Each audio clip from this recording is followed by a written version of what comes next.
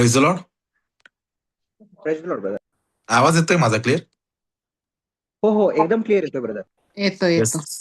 Praise the yes. Lord. परमेश्वराच्या नावाला धन्यवाद असो. परमेश्वराच्या नावाला धन्यवाद असो. देवाच्या वचनातून बोलण्याची संधी मला मिळालेली आहे आणि खरोखर मी प्रथम परमेश्वराचे आभार मानतो आणि कुणाल ब्रदर आणि त्यांचे सर्व टीमचे मी आभार मानतो की पुन्हा एकदा मला ह्या ग्रुपवर देवाच्या वचनातून बोलण्याची संधी मिळाली. त्याबद्दल मी सर्व गौरव परमेश्वराला देतो. आणि आजचा जो माझा विषय आहे तो विषय आहे की पुत्रत्वाचा आत्मा, स्पिरिट ऑफ सनशिप. तर आपण त्याविषयी देवाच्या वचनातून आपण बघणार आहोत की देवाचं वचन आपल्याला त्याविषयी काय सांगतं आणि आणि आपण कसं त्या पुत्रत्वाच्या आत्म्यामध्ये चाललं पाहिजे ह्याविषयी आपण आज देवाच्या वचनातून बघणार आहोत. देवाच्या वचनाकडे वळण्यापूर्वी आपण दोन शब्दाची प्रार्थना करूया. धन्यवाद देतो प्रभू, तुझी उपकार स्तुती करतो, तुझं गौरव करतो. प्रभू देप्पा, आज मला तुझ्या वचनातून बोलण्याची संधी दिलीस त्याबद्दल मी तुझे उपकार मानतो, तुझं गौरव करतो. विशेष करून देवप्पा, तुझ्या वचनातून बोलत असताना लागणारी शक्ती, सामर्थ्य, ज्ञान, बुद्धी मला पुरव. माझ्या मुखामध्ये शब्द तू घाल अशा मी प्रार्थना करतो. आणि देवप्पा, तुझ्या लोकांना वचनातून लीड करत असताना मला तू सहाय्य कर, मदत कर. आणि जे वचन आज येणार आहे प्रभू देप्पा, ते प्रत्येकाच्या अंतकरणामध्ये पेरलं जाऊ दे आणि ते 30 पट, 60 पट आणि 100 पट असं फळ आणणार बनू दे अशा मी प्रार्थना करतो. होय प्रभू देप्पा, प्रत्येकाचे आत्मिक डोळे तू उघड, आत्मिक देवप्पा अंतकरण तू उघड आणि जेणेकरून तुझं वचन ग्रहण करण्यासाठी प्रत्येकाला तू तयार कर आणि केलेलं आहेस प्रभू असा मी विश्वास धरतो प्रभू. सर्व गौरव, सर्व महिमा आम्ही तुला देतो. आणि देवप्पा, ही प्रार्थना प्रभू येशूच्या नावात मागतो, म्हणून तू ऐक पित्या. आमेन. हालेलुया. Praise the Lord. आपण या समय देवाच्या वचनाकडे वळूया. आणि खरोखर सुंदर असा हा दिवस आज आपल्याला परमेश्वराने दाखवलेला आहे. आणि जो माझा टॉपिक आहे त्या टॉपिककडे आपण वळूया. आताच ब्रदरांनी वचन वाचलं, रोमकरास पत्र याचा 8वा अध्याय. परत एकदा वाचलं, कोणतरी वाचेल तर परत एकदा? रोमकरास पत्र 8वा अध्याय 15 ते 16 आपण वाचूया. कारण पुन्हा भीती बाळगावी असा दासपणाचा आत्मा तुम्हाला मिळाला नाही, तर ज्याच्या योगे आपण अब्बा, बापा अशी हाक मारतो असा दत्तकपणाचा आत्मा तुम्हाला मिळाला आहे. तो आत्मा स्वतः आपल्या आत्म्याबरोबर साक्ष देतो की आपण देवाची मुले आहोत. आमेन. आमेन. हालेलुया. तर आपण रोमकराच्या पत्रामध्ये आपण जर वाचलं तर इथं आपल्याला 2 प्रकारचे आत्म्याविषयी प्रेषित पॉल बोलताना दिसत आहे. आणि इथं तो काय म्हणतोय, कारण पुन्हा भीती बाळगावी असा दासपणाचा आत्मा तुम्हाला मिळाला नाही. म्हणजे पहिला जो आत्मा आहे तो कसला आत्मा आहे? दासपणाचा आत्मा आहे. आणि पुढं आपण असं वाचतो, तर ज्याच्या योगे आपण अब्बा, बापा अशी हाक मारतो असा दत्तकपणाचा आत्मा तुम्हाला मिळालेला आहे. म्हणजे आपल्याला ह्या वचनामध्ये 2 प्रकारच्या आत्म्याविषयी प्रेषित पॉल बोलताना दिसत आहे. पहिला जो आत्मा आहे तो कुठला आत्मा आहे? दासपणाचा आत्मा आहे.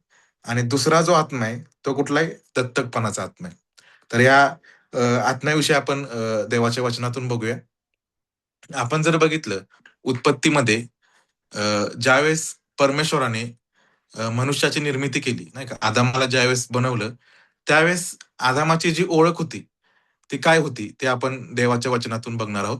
त्यासाठी आपण देवाच्या वचनातून लुकृत शुभवर्तमान याचा 3रा अध्याय आणि त्यातील 38वं वचन वाचणार आहोत.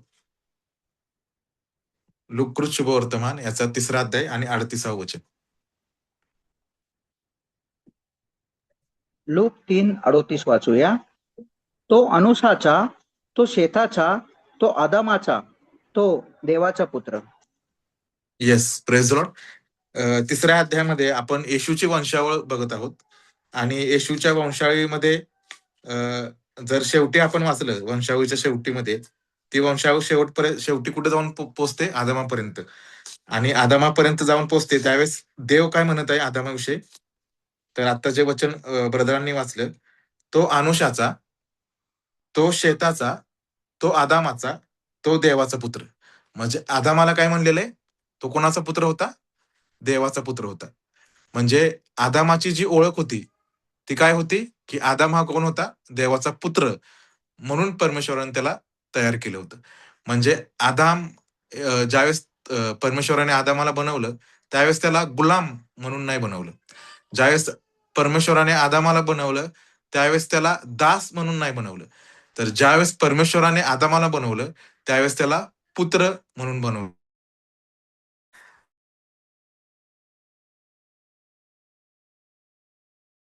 कारण देवाने आदामाला त्याच्या प्रतिरूपामध्ये बनवलं होतं आणि म्हणून त्याची ओळख काय होती, की आदाम हा कोण होता? देवाचा पुत्र होता. आणि ज्यावेळेस तो पुत्र होता, त्यावेळेस परमेश्वराने त्याला काय केलं? त्याला काय केलेलं आहे? आशीर्वाद दिलेले आहेत, नाही का? अधिकार दिलेले आहेत. आणि त्यावेळेस परमेश्वराने त्याला काय अधिकार दिले? ते आपण वाचूया. उत्पत्ती याचा पहिला अध्याय, यातील 27 आणि 28 वचन. उत्पत्ती याचा पहिला अध्याय 27 आणि 28 वचन. उत्पत्ती पहिला अध्याय 27 आणि 28 आपण वाचूया. देवाने आपल्या प्रतिरूपाचा मनुष्य निर्माण केला. देवाचे प्रतिरूप असा तो निर्माण केला. नर व नारी अशी ती निर्माण केली. देवाने त्यांना आशीर्वाद दिला. देव त्यांना म्हणाला, फलद्रूप व्हा, बहुगुणित व्हा, पृथ्वी व्यापून टाका व ती सत्तेखाली आणा. समुद्रातील मासे, आकाशातील पक्षी व पृथ्वीवर संचार करणारे सर्व प्राणी ह्यावर सत्ता चालवा. Yes, praise Lord. म्हणजे आदामाला ज्यावेळेस परमेश्वराने तयार केलं, तो कोण होता? देवाचा पुत्र होता. आणि देवाचा पुत्र असल्यामुळं परमेश्वराने त्याला अधिकार दिले होते. आणि ते अधिकार काय होते? तर पृथ्वी काय करा? सत्तेखाली आणा. आणि पृथ्वीवरील सर्व गोष्टींवर तुम्ही काय करा? सत्ता चालवा. हा आशीर्वाद, हा अधिकार परमेश्वराने आदामाला दिला होता. कारण तो कोण होता? देवाचा पुत्र होता. परंतु आपण पाहतो पुढच्या अध्यायामध्ये काय झालेलं आहे, तर आदामाचं काय झालेलं आहे? पतन झालेलं आहे. म्हणजे मनुष्याचं पतन झालेलं आहे. आणि ज्यावेळेस पतन झालेलं आहे, त्यावेळेस काय झालेलं आहे? मनुष्यामध्ये काय आलेलं आहे? पाप आलेलं आहे. बरोबर? ज्यावेळेस आदामाने आणि त्याच्या स्त्रीने त्या झाडाचं फळ खाल्लं आणि त्यावेळेस काय झालेलं, तर पाप त्यांच्यामध्ये आलेलं आहे. आणि पाप त्यांच्यामुळे आल्यामुळे काय झालेलं आहे, तर जी आदामाची पोझिशन होती, नाही का? आदाम ज्या ठिकाणी होता, त्या ठिकाणाहून तो काय झालेला आहे? तिथून खाली पडलेला आहे. म्हणजे जी त्याची ओळख होती देवामध्ये, त्या ओळखीपासून तो काय झालेला आहे? दूर गेलेला आहे. कारण पापामुळे काय झालेलं आहे, तर त्यांच्यामध्ये एक प्रकारे दुरावा निर्माण झालेला आहे. आणि आदामाची जी खरी ओळख होती, तो देवाचा पुत्र आहे, त्या ओळखीपासून तो काय झालेला आहे? दूर झालेला आहे. कशामुळे दूर झालेला आहे? तर पापामुळं दूर झालेलं आहे. आणि जे काय अधिकार दिले होते परमेश्वराने, जे काय त्याला अभिवचन दिलं होतं, की सुसत्ता कर, परंतु त्याने काय केलेलं आहे?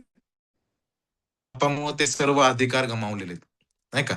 जे काही त्याला आशीर्वाद दिले होते, तू सत्ता कर, परंतु ते अधिकार, ते आशीर्वाद आदामाने काय केलेले आहेत? पूर्णपणे गमावलेले आहेत. कशामुळं? तर पापामुळं. तर आता आदाम आदामापासून पुढे जे जन्माला आले लोक, नाही का? आदाम असेल, नोहा असेल, अब्राहम असेल, मोशे असेल, दावीद असेल, हे सर्व देवाचे मोठे मोठे संत जे होऊन गेले, सेवक होऊन गेले, त्यांना देवाने कधीच हा माझा पुत्र आहे असं म्हटलं नाही. म्हणजे आदामाला ज्यावेळेस म्हणलं, त्यावेळेस काय होतं? पाप झालं नव्हतं. परंतु ज्यावेळेस पाप झालं आदामाकडून, त्यावेळेस जितके लोक तिथून पुढे जन्माला आले, त्यांना कधीच देवाने आपला पुत्र म्हणले नाही. तर ते कोण होते? सर्वजण देवाचे सेवक होते, देवाचे दास होते, किंवा आपण म्हणता येईल की देवाचे संत होते. त्यांना कधीच तो अधिकार नाही मिळाला, की ते देवाचे पुत्र बनू शकतात किंवा देव त्यांना पुत्र म्हणून हाक मारू शकतो. का? कारण त्यांच्यामध्ये काय आलं होतं? पाप आलं होतं. म्हणून आपण जर वाचलं उत्पत्ती याचा 9वा अध्याय, उत्पत्ती याचा 9वा अध्याय, त्यातील 7वं वचन जर आपण वाचलं, उत्पत्ती 9:7. तुम्ही फलद्रूप व्हा, बहुगुणित व्हा, पृथ्वी विपुल वंशवृद्धी करा, तिच्यावर बहुगुणित व्हा. ओके. जो आदामाला आशीर्वाद दिला होता, तो काय झालेला आहे? नोहाला परमेश्वराने दिलेला आहे. परंतु इथे जर आपण बघितलं, की ज्यावेळेस तो नोहाला आशीर्वाद देत आहे, त्यावेळेस तो इथं म्हणत नाही, की तुम्ही सत्ता करा किंवा तुम्ही सत्ता गाजवा, नाही का? इथं एक शब्द आपल्याला इथं मिसिंग दिसतो. तो काय तर सत्ता गाजवा किंवा पृथ्वी सत्तेखाली आणा. का? आता ते सत्ता का करू शकत नाहीत? कारण की जी त्यांची आयडेंटिटी होती देवामध्ये, जी त्यांची पोझिशन होती देवामध्ये, ती त्यांनी काय केलेली आहे? हरवलेली आहे. त्या पोझिशनपासून मनुष्य काय केलेला आहे? पडलेला आहे. म्हणून तो आता जे काही पुत्राचे अधिकार असतात, नाही का? ते सर्व अधिकार मनुष्याने गमावलेले आहेत. म्हणून जो आशीर्वाद दिला होता आदामाला, सेम तोच आशीर्वाद नोहाला दिलेला आहे इथं. परंतु इथं आपल्याला समजतं की इथं देव त्याला सांगत नाही की तू सत्ता कर किंवा पृथ्वी सत्तेखाली आण. का? कारण मनुष्य आता काय झालेला आहे? पापाचा गुलाम झालेला आहे. तो आता काय झालेला आहे? पापाच्या दासत्वामध्ये गेलेला आहे. त्यामुळं तो सत्ता करू शकत नाही. हालेलुया! मनुष्य पापाच्या दासत्वामध्ये गेल्यामुळं तो सत्ता गाजवू शकत नाही. म्हणून आपण पाहतो जुन्या करारामध्ये अ, देव कधीच कुणाला आपला हा माझा पुत्र आहे असं म्हणलं नाही. आणि देवाला पण कोणी देवाला पण कोणी पिता म्हणून ओळखलं नाही जुन्या करारामध्ये, नाही का?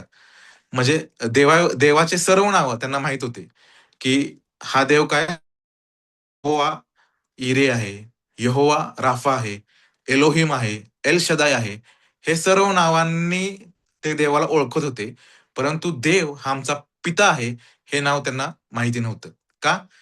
कारण की ते पापाच्या दासत्वामध्ये गेले होते. पापाच्या गुलामगिरीमध्ये गेले होते आणि त्या पोझिशनपासून ते काय होते? पडलेले होते. त्यामुळे जुन्या करारामध्ये जर आपण बघितलं, देवाचे एवढे मोठे दास होऊन गेले. अ, अब्राम होता, इसाक होता, याकोब होता, मोशे होता, दावीद होता. हे कधीच देवाला पिता म्हणून त्यांनी ओळखलं नाही आणि देवाने त्यांना पण कधी हा माझा पुत्र आहे अशी हाक नाही मारली. का? कारण पापाच्या दासत्वामुळं. पापामुळं तो काय झालेला आहे तर देवापासून दूर गेल्यामुळं.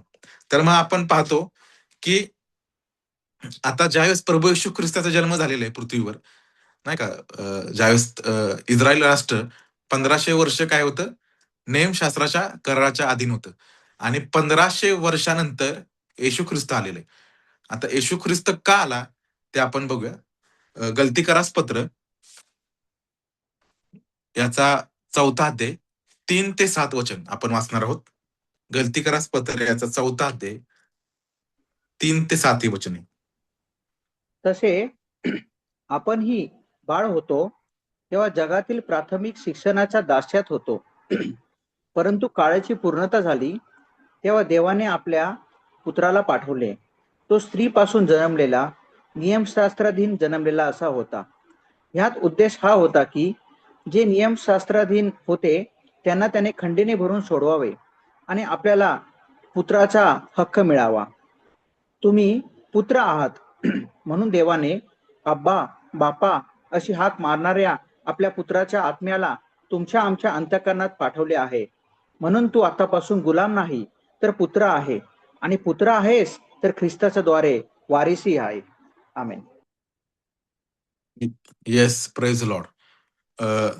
आपल्याला इथं समजतं की प्रभू येशू ख्रिस्त ज्यावेळेस या पृथ्वीवर त्याने जन्म घेतलेला आहे, त्यावेळेस त्याचा हेतू किंवा त्याचा जन्म घेण्याचा उद्देश काय होता? ते आपण ह्या वचनामध्ये आपल्याला पाहायला भेटतं. अ, अ, आपण जर वाचलं 4था अध्याय याचं 3रं जे वचन वाचलं, तसे आपणही बाळ होतो, तेव्हा जगातील प्राथमिक शिक्षणाच्या दास्यामध्ये होतो. आता पॉल स्पेसिफिकली इथं जे बोलत आहे, ते कुठल्या गोष्टीविषयी बोलत आहे? तर नियमशास्त्राच्या अधीन जे लोकं होते आणि जे विश्वासानंतर देवाचे पुत्र झाले, त्या गोष्टींविषयी तो काय करत आहे? या 4थ्या अध्यायामध्ये तो बोलत आहे. तसे आपणही बाळ होतो, तेव्हा आपण जगातील प्राथमिक शिक्षणाच्या दास्यात होतो. जगातील जे प्राथमिक शिक्षण आहे ते काय आहे तर ज्यावेळेस ते 1500 वर्ष नियमशास्त्राच्या अधीन होते, ते काय तर जगातील प्राथमिक शिक्षण आहे.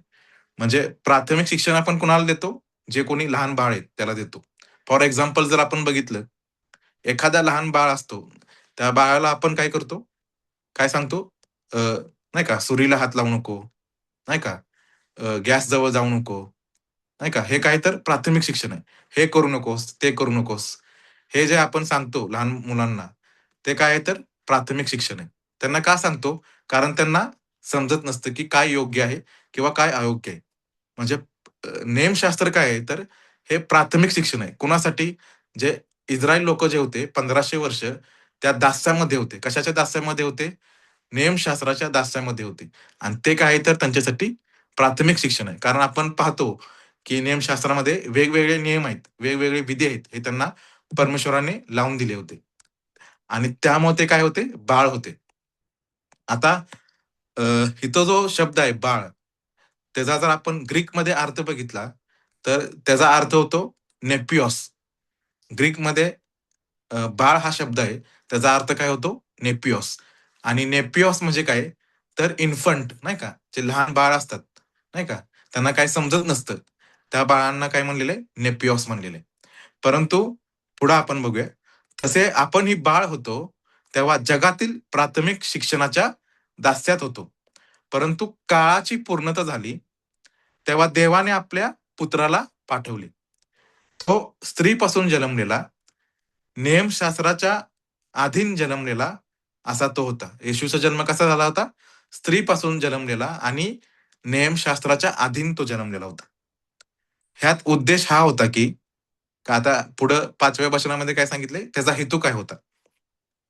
ह्यात उद्देश हा होता, की जे नियमशास्त्राच्या अधीन आहेत, त्यांना काय करावं? खंडणी भरून सोडवावे आणि आपल्याला पुत्राचा हक्क मिळावा. Praise the Lord. काय सांगत आहे? येशूचा जन्म ज्यावेळेस झाला, त्यावेळेस तो कशाच्या अंडर जन्मलेला आहे? नियमशास्त्राच्या अधीन तो जन्मलेला आहे. नियमशास्त्राच्या अधीन का जन्मला तो? कारण जे कोणी नियमशास्त्राच्या अधीन आहेत, त्यांना काय करावं? खंडणी भरून सोडवावं आणि त्यांना काय मिळावा? पुत्राचा हक्क मिळावा. हालेलुया!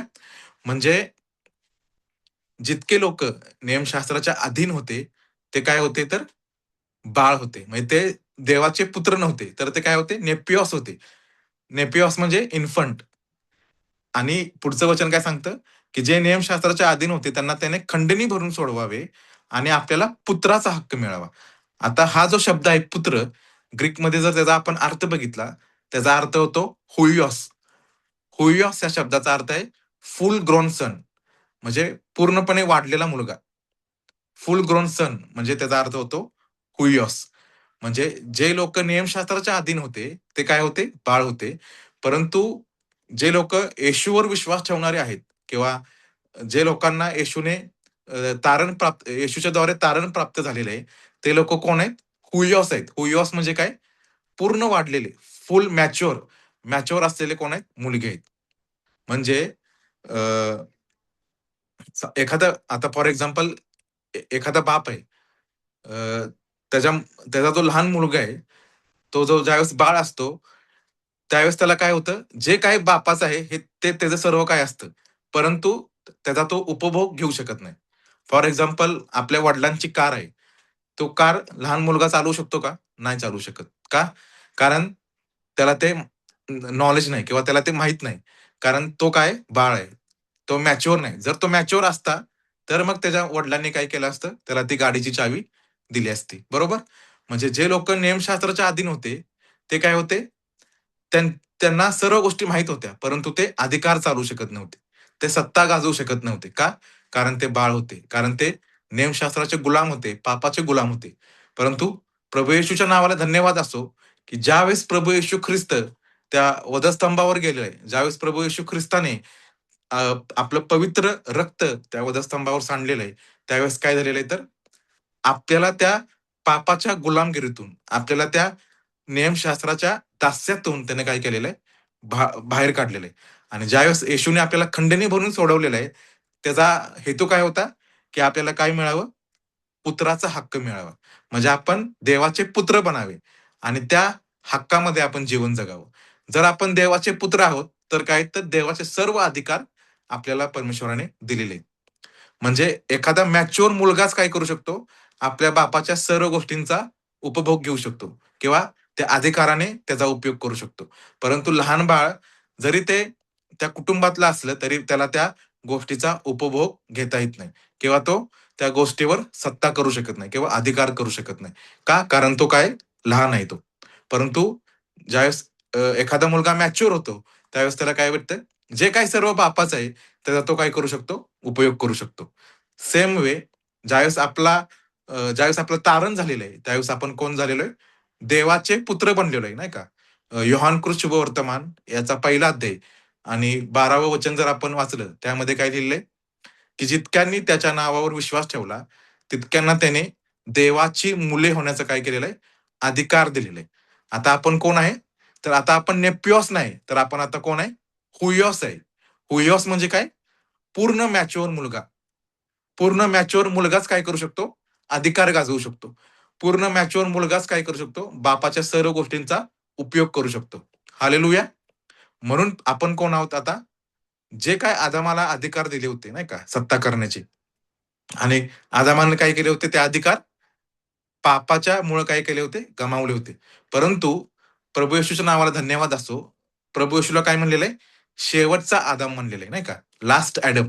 ज्यावेळेस प्रभू येशू ख्रिस्त या जगामध्ये आला आणि जे काही आदामाने गमावलं होतं, ते पुन्हा एकदा वधस्तंभावरच्या त्याच्या पवित्र अर्पणाद्वारे प्रभू येशूने काय केलेलं आहे? आपल्या सर्वांना रिस्टोअर केलेलं आहे. काय केलेलं आहे? रिस्टोअर केलेलं आहे. पुन्हा एकदा आपल्याला त्या सर्व गोष्टी दिलेल्या आहेत. म्हणून आता आपण गुलाम नाही, तर आता आपण कोण आहे? देवाचे पुत्र आहे. आता आपण दास नाही, तर आपण आता कोण आहे? देवाचे पुत्र आहे. आणि आपण जर बघितलं, ज्यावेळेस प्रभू येशू ख्रिस्त या जगामध्ये आला, त्यावेळेस त्याने काय केलेलं आहे? ज्यावेळेस तो होता, त्यावेळेस त्यानं आपल्या शिष्यांना काय केलं? देव हा माझा पिता आहे, देव हा तुमचा पिता आहे, हे नाव त्याने काय केलेलं आहे? रिव्हील केलेलं आहे, नाही का? देव पिता आहे हे नाव पहिल्यांदा कोणी रिव्हील केलेलं आहे? प्रभू येशू ख्रिस्ताने रिव्हील केलेलं आहे. ज्या वेळेस तो शिष्यांशी बोलायचा, त्यावेळेस तो काय म्हणायचा? माझ्या स्वर्गातील पित्याची इच्छा ही आहे, नाही का? त्यांना काय शिकवली? प्रभूची प्रार्थना शिकवली. त्यावेळेस काय म्हणला? हे आमच्या स्वर्गातील पित्या. म्हणजे देवाचं जे नाव आहे ॲज अ फादर हे कोणी रिव्हील केलेलं आहे? यहुदी लोकांना येशू ख्रिस्ताने रिव्हील केलेलं आहे. आणि येशू ख्रिस्ताने ज्यावेळेस ते रिव्हील केलेलं आहे त्यांना, त्यावेळेस आपण पाहतो की अ, त्यांना ती ओळख झालेली आहे. कुणाची ओळख झालेली आहे? देव हा माझा पिता आहे. हे त्यावेळेस शिष्यांना काय झालेलं आहे? ओळख झालेली आहे. परंतु येशूचं ज्यावेळेस अर्पण झालेलं आहे, त्यावेळेस काय झालेलं आहे? आपल्याला तो हक्क मिळालेला आहे. कुठला हक्क मिळालेला आहे? की आपण त्या देवाला अब्बा आणि बाप्पा असे हाक मारू शकतो. जुन्या करारामध्ये जर आपण बघितलं, कोणीच देवाला अब्बा आणि बाप्पा अशी हाक नाही मारली. कोणीच त्याला पिता म्हणून हाक नाही मारली. आपण त्याचं कारण बघितलं.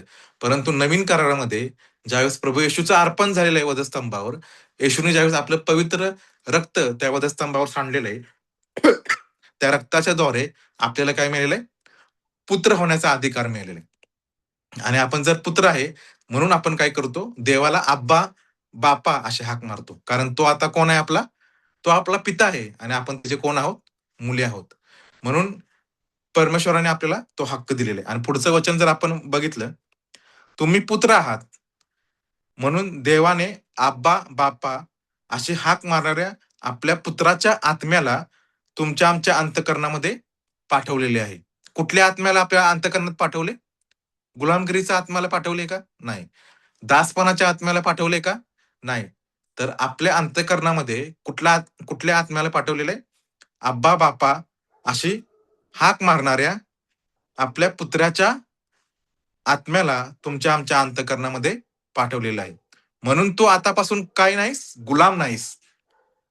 तर पुत्र आहेस आणि पुत्र आहेस तर ख्रिस्ताच्या द्वारे वारसी आहेस. हालेलुया!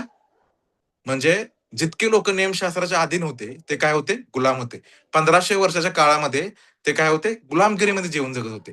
परंतु येशूने काय केलेलं आहे? त्याच्या पवित्र अर्पणाद्वारे आपल्याला त्या गुलामगिरीतून बाहेर काढलेलं आहे. त्या पापाच्या बंधनातून बाहेर काढलेलं आहे आणि आपल्याला काय केलेलं आहे? देवाचे वारीस केलेले आहे. आता आपण कोण आहे? देवाचे वारीस आहोत. आणि जर आपण देवाचे वारीस आहोत, तर काय? जे काही देवाचं आहे, ते सर्व काही आपलं आहे. ज्या गोष्टीवर देवाचा अधिकार आहे, त्या सर्व गोष्टीवर आपल्याला अधिकार मिळालेले आहेत, नाही का? म्हणून येशू ख्रिस्त काय म्हणतो? शत्रूच्या सर्व गोष्टीवर मी तुम्हाला काय केलेलं आहे? अधिकार दिलेले. म्हणजे जे अधिकार आदामाने गमावले होते, ते सर्व अधिकार पुन्हा एकदा आपल्याला रिस्टोअर केलेले. आता आपली काय जबाबदारी आहे?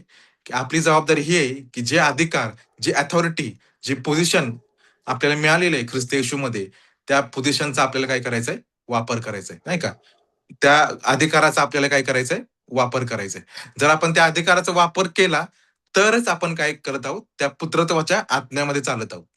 जर आपण त्या अधिकारांचा वापर करत नाही किंवा देवाने ज्या आपल्याला गोष्टी दिलेल्या आहेत, त्या गोष्टींचा आपण वापर करत नाही, तर आपण अजून काय आहोत, त्या दासपणाच्या आत्म्यामध्ये जगत आहोत, नाही का?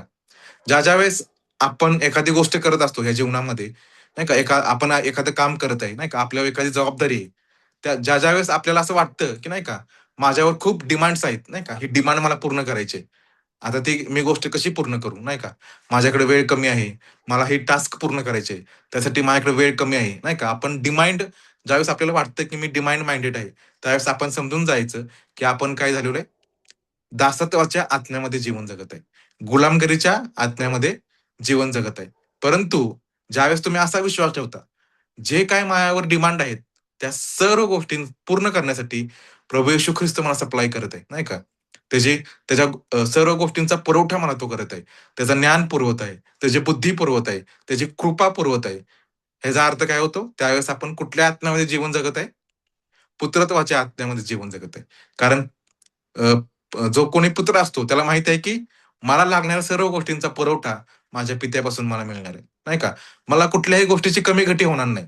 मी कुठल्याही अडचणीमध्ये जरी अडकलो, तरी परमेश्वर जो माझा पिता आहे, तो मला त्यातून बाहेर काढणार आहे, नाही का? ज्यावेळेस आपण ह्या विश्वासाने जीवन जगतो, त्यावेळेस आपण गुलामगिरीमध्ये नाही, तर आपण पुत्रत्वाच्या आत्म्यामध्ये जीवन जगत आहे. म्हणून आपण पुन्हा एकदा ते वचन वाचूया. रोमकरास पत्र याचा 8वा अध्याय आणि 15 आणि 16 वचन. रोमकरास पत्र 8 अध्याय 15 आणि 16 आपण वाचूया. कारण पुन्हा भीती बाळगावी असा दासपणाचा आत्मा तुम्हाला मिळाला नाही, तर ज्याचे योगे आपण अब्बा बापा अशी हाक मारतो, असा दत्तकपणाचा आत्मा तुम्हाला मिळाला आहे. तो आत्मा स्वतः आपल्या आत्म्याबरोबर साक्ष देतो की आपण देवाची मुले आहोत. आमेन. Yes, praise Lord. काय लिहिलंय? कारण पुन्हा भीती बाळगावी. म्हणजे जुन्या करारामध्ये म्हणजे जे लोक नियमशास्त्राच्या अधीन होते, त्यांच्याकडे जो आत्मा होता, तो कुठला आत्मा होता?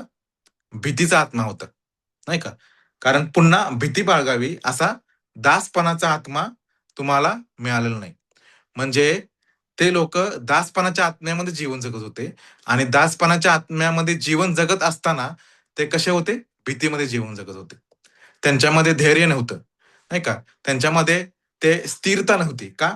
कारण ते भीतीमध्ये जीवन जगत होते. ते भीतीच्या आत्म्याने जीवन जगत होते. ते दासपणाच्या आत्म्याने जीवन जगत होते. म्हणून इथं देव म्हणतो त्याच्या वचनामध्ये, कारण पुन्हा भीती बाळगावी असा दासपणाचा आत्मा तुम्हाला मिळालेला नाही. म्हणजे जे कोणी नवीन कराराची लोक आहेत, जे कोणी येशूवर विश्वास ठेवणारे लोक आहेत, ज्यांचं तारण झालेलं आहे, नाही का? ज्यांचा उद्धार झालेला आहे, त्यांना भीतीचा आत्मा दिलाय का परमेश्वराने? नाही. त्यांना दासपणाचा आत्मा दिलाय का परमेश्वराने? नाही. तर त्यांना कुठला आत्मा मिळालेला आहे? तर ज्याच्या योगे आपण अब्बा, बापा अशी हाक मारतो, असा दत्तकपणाचा आत्मा तुम्हाला मिळालेला आहे. दत्तकपणाचा आत्मा म्हणजे कुठला आत्मा? पुत्रत्वाचा आत्मा, नाही का? आपण बघितलं, हुयॉस हा शब्द तिथं वापरलेला आहे. पुत्रत्वाचा आत्मा परमेश्वराने आपल्याला दिलेला आहे. तो आत्मा काय करतो? स्वतः आपल्या आत्म्याबरोबर साक्ष देतो, की आपण कोण आहोत? देवाची मुले आहोत. आपण कोण आहोत? देवाची मुले आहोत. म्हणजे ज्या वेळेस तुम्हाला असं वाटेल, नाही का, मी गुलामगिरीच्या आत्म्यामध्ये जीवन जगत आहे, नाही का? त्यावेळेस समजून जायचं, की आपण भीतीमध्ये, नाही का, भीतीच्या आत्म्यामध्ये जीवन जगत आहे. आपण जर वाचलं तिमोथेच्या पत्रामध्ये असं लिहिलंय, की तुम्हाला भीतीचा आत्मा नाही मिळाला, तर संयमानाचा, प्रीतीचा आत्मा आपल्याला मिळालेला आहे. म्हणजे ज्यावेळेस तुम्हाला भीती वाटेल कुठल्या गोष्टीची, त्यावेळेस आपण समजून जायचं, की आपण दासत्वाच्या आत्म्यामध्ये चालत आहे. परंतु ज्यावेळेस तुम्ही धैर्याने जीवन जगता, त्यावेळेस तुम्ही समजून जायचं, की तुम्हाला काय मिळालंय? पुत्रत्वाचा आत्मा मिळालाय. कारण भीती काय करते? प्रीती काय करते? संपूर्ण भीती घालवून देते, नाही का? जर आपल्यामध्ये प्रीती आहे, तर आपल्यामध्ये भीती नसणार आहे. जर आपल्यामध्ये भीती आहे, तर आपण गुलामगिरीमध्ये जीवन जगत आहे. जर आपल्यामध्ये प्रीती आहे, आपल्यामध्ये धैर्य आहे, आपल्यामध्ये सामर्थ्य आहे, तर आपण पुत्रत्वाच्या आत्म्यामध्ये चालत आहोत, नाही का? अ, आपण जर एक वचन वाचलं, अ, योहान पहिले योहान योहानाचे पहिले पत्र याचा 4था अध्याय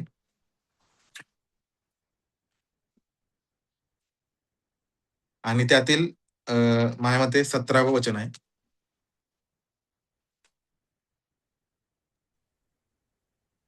न्यायाच्या दिवसासंबंधाने आपल्या ठायी Yes. धैर्य असावे, म्हणून त्याची प्रीती आपल्यामध्ये अशा प्रकारे पूर्णत्व पावली आहे, कारण जसा तो आहे तसे या जगात आपणही आहोत.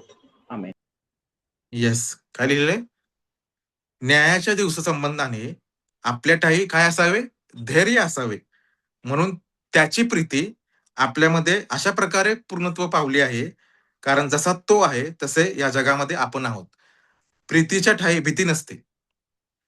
इतकेच नव्हे तर पूर्ण प्रीती भीती घालवून देते. भीतीमध्ये शासन आहे आणि भीती बाळगणारा प्रीतीमध्ये पूर्ण झालेला नाही. म्हणजे जे लोक गुलामगिरीमध्ये राहतात ते कसे जीवन जगतात? भीतीमध्ये जगतात आणि त्यांच्या ठायी प्रीती नसते. परंतु ज्यांच्या ठायी प्रीती आहे ते काय तर गुलामगिरीमध्ये नाही, तर ते धैर्याने जीवन जगत आहेत. कारण त्यांच्यामध्ये तो पुत्रत्वाचा आत्मा आलेला आहे, नाही का? जर आपल्यामध्ये प्रीती आहे, तर असं समजून जायचं की आपल्यामध्ये तो देवाने पुत्रत्वाचा आत्मा दिलेला आहे, नाही का? तो आत्म्यामध्ये तुम्ही चालत आहात. आणि ज्यावेळेस तुम्हाला भीती वाटेल, त्यावेळेस तुम्ही समजून जायचं की तुम्ही गुलामगिरीमध्ये जीवन जगत आहे. म्हणून न्यायाच्या दिवसासंबंधाने म्हणजे न्यायाच्या दिवसासंबंधाने आपल्या ठायी जर भीती असेल, तर समजून जायचं की आपण गुलामगिरीच्या, दासपणाच्या आत्म्याने जीवन जगत आहे. परंतु न्यायाच्या दिवसासंबंधाने आपल्या ठायी धैर्य असेल, तर समजून जायचं की आपण काय करत आहे? देवाच्या प्रीतीमध्ये जीवन जगत आहे. कारण देवाची प्रीती काय करते? सर्व भीती घालवून टाकते. कारण देवाची प्रीती काय? परिपूर्ण प्रीती आहे. देवाची प्रीती काय? परफेक्ट लव्ह आहे आणि परफेक्ट लव्ह काय करतं? संपूर्ण भीती घालवून देते. त्यामुळे ज्यावेळेस आपण देवाची प्रीती स्वीकारतो, त्यावेळेस आपण काय करत आहे? त्या पुत्रत्वाच्या आत्म्यामध्ये काय करत आहे? जीवन जगत आहे. त्या पुत्रत्वाच्या आत्म्यामध्ये आपण काय करत आहे? चालत आहे. हालेलुया! आणि म्हणून आपण हे जीवन जगत असताना आपल्याला ह्या विश्वासात चालणं गरजेचं आहे, की मी आतापासून गुलाम नाही, तर मी आता कोण आहे? देवाचा पुत्र आहे. जसा आदामाला देवाने आशीर्वाद दिलेला, की तो देवाचा पुत्र होता. परंतु पापामुळे काय झालं? तो त्या गुलामगिरीमध्ये गेला, नाही का? तिथून पुढे जर आपण बघितलं, सगळेच लोक काय होते? गुलामगिरीमध्ये गेले होते. परंतु प्रभू येशूच्या नावाला धन्यवाद असो, की त्या प्रभू येशूने आपलं पवित्र रक्त सांडून, खंडणी भरून आपल्याला त्या दासत्वातून बाहेर काढून आपल्याला तो पुत्रत्वाचा आत्मा दिलेला आहे. म्हणून आपण धैर्याने काय करतो? देवाच्या कृपेच्या सिंहासनाजवळ जातो. का?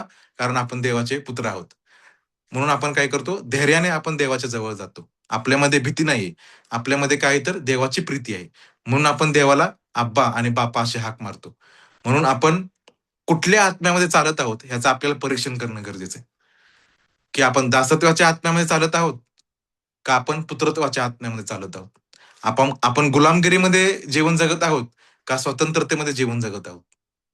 कारण जितके लोक नियमशास्त्राच्या अधीन चालतात, ते गुलामगिरीमध्ये चालतात. आणि जितके लोक देवाच्या दयेवर विश्वास ठेवतात, देवाच्या कृपेवर विश्वास ठेवतात, जितके लोक देवाच्या कृपेच्या अधीन आहेत, ते पुत्रत्वाच्या आत्म्यामध्ये चालतात. कारण पुत्रत्वाचा आत्मा आपल्याला काय करतो? धैर्य देतो. पुत्रत्वाचा आत्मा आपल्याला काय करतो? धैर्य देतो. आणि आपल्यातील संपूर्ण जी भीती आहे, ती काढून टाकतो. त्यामुळं देवाची इच्छा आहे आपल्याबद्दल, की ॲज अ विश्वासणारे, ॲज अ बिलीव्हर्स म्हणून देवाची इच्छा आहे, की आपण त्या पुत्रत्वाच्या आत्म्यामध्ये चालावं. देवाला आपण अब्बा, बाप्पा अशी हाक मारावी. ती ओळख आपली देवाबरोबर असावी. ना की गुलामगिरीमध्ये आपण चालावं, दासमध्ये आपण चालावं, नाही का? अशी देवाची इच्छा आपल्याबद्दल नाहीये. तर देवाची इच्छा ही आहे, की प्रत्येक विश्वासणारा त्या पुत्रत्वाच्या आत्म्यामध्ये जीवन जगावं. त्या संशिपमध्ये आपण चालावं. ह्यासाठी देवाने आपल्याला तयार केलंय. आपण जर बघितलं, एक शेवटचा आपण मुद्दा बघणार आहोत आणि मग आपण थांबणार आहोत. प्रेषितांचे कृत्य याचा 11वा अध्याय आपण काढूया. प्रेषितांची कृत्य याचा 11वा अध्याय आणि त्यातील 26वे वचन आपण वाचणार आहोत.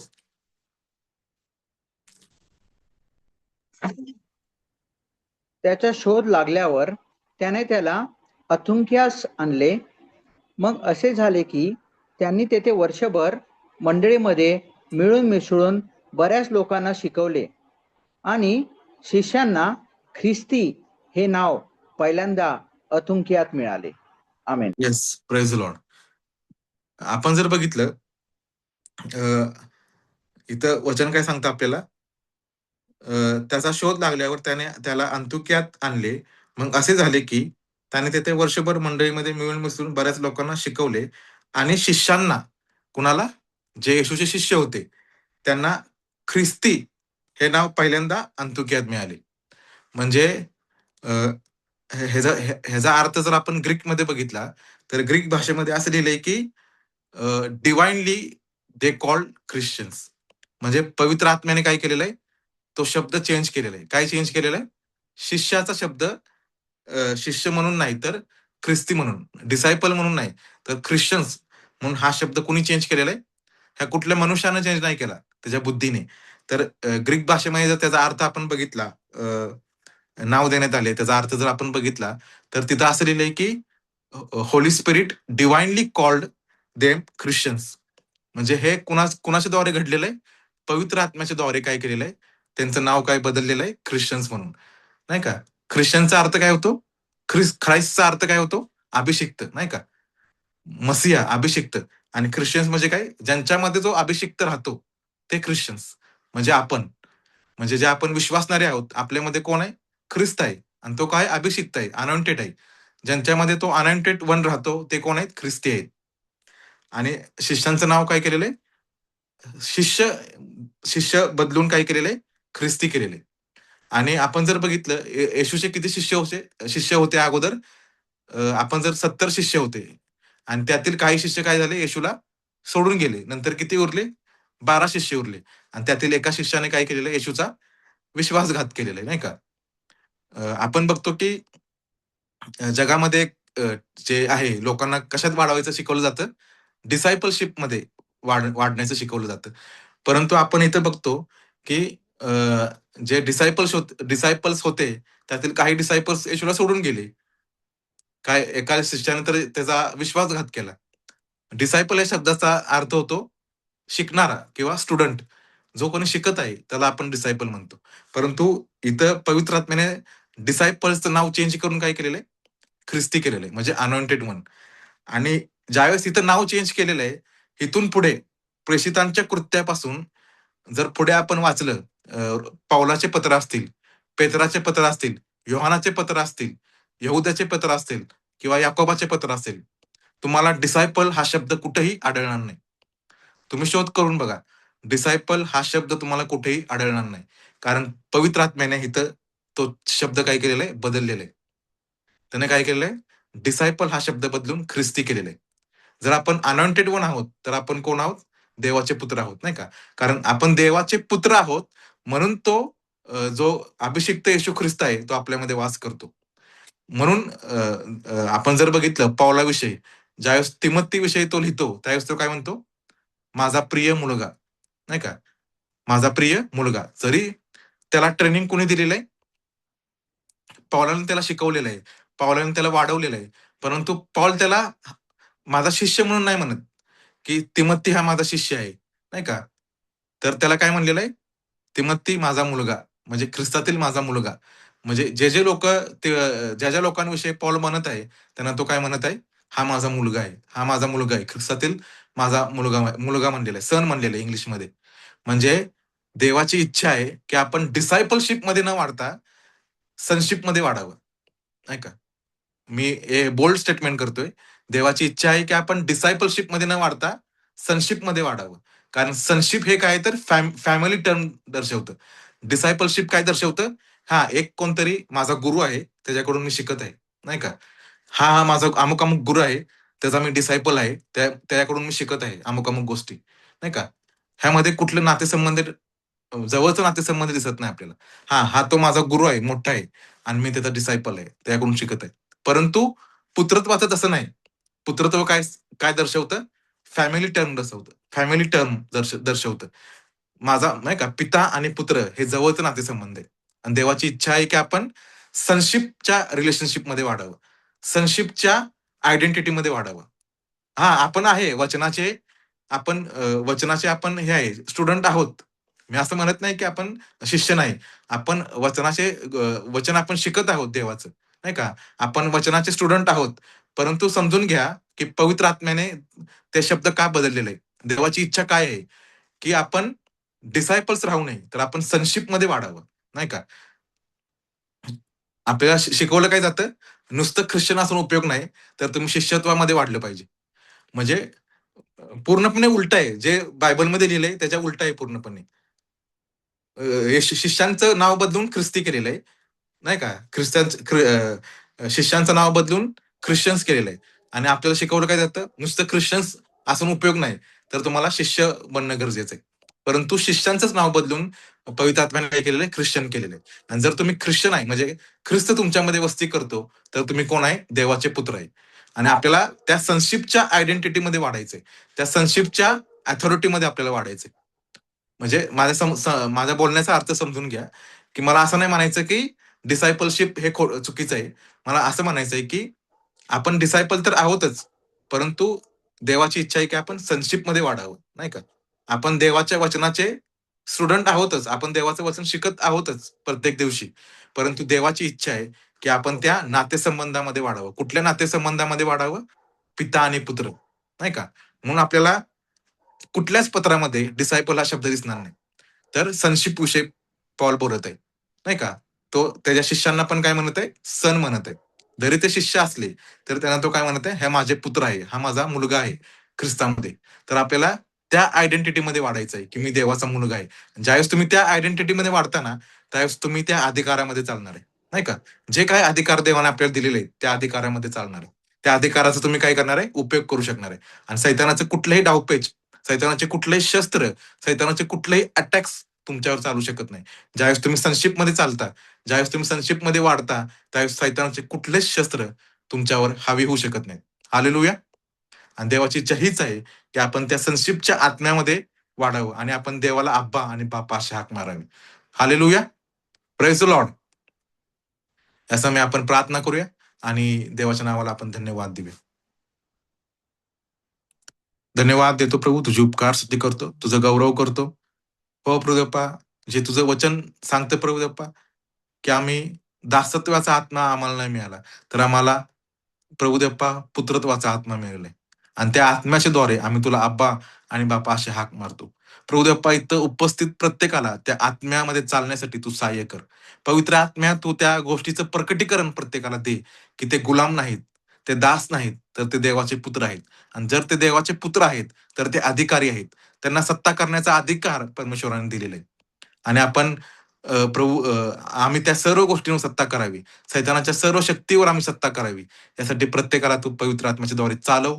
त्यांच्या जीवनामध्ये तुझं अद्भुत कार्य कर आणि प्रत्येकाच्या आत्म्याने तू भर प्रभू, अशा मी प्रार्थना करतो. पुत्रत्वाच्या आत्म्याने प्रत्येकाला भर, अशा मी प्रार्थना करतो प्रभू. होय प्रभुदेप्पा. आणि खरोखर हे रेव्हलेशन तुझ्या वचनातून तू आम्हाला दिलेलं आहेस प्रभुदेप्पा. त्यासाठी आम्ही तुझे आभार मानतो. तुझी उपकार स्तुती करतो प्रभुदेप्पा. होय प्रभुदेप्पा. खरोखर आम्ही त्या गुलामगिरीमध्ये होतो. आम्ही त्या दासत्वामध्ये होतो प्रभू. परंतु तुझ्या पवित्र रक्ताच्या द्वारे प्रभू येशू, तू आम्हाला त्या दासत्वातून सोडवलेलं आहेस प्रभू. आणि आम्हाला पुत्र होण्याचा अधिकार दिलेला आहे. आणि आम्ही जर पुत्र आहोत, तर तुझे वारीस आहोत प्रभुदेप्पा.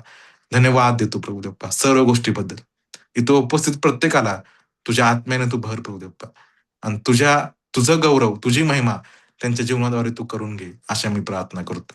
सर्व गौरव, सर्व महिमा देवपा मी तुला देतो आणि ही प्रार्थना विनंती धन्यतारक प्रभू येशू ख्रिस्त याच्या गोड, प्रिय, पवित्र आणि गौरवशाली नावात मागतो. म्हणून तू ऐक पित्या. Amen, amen. Praise the Lord.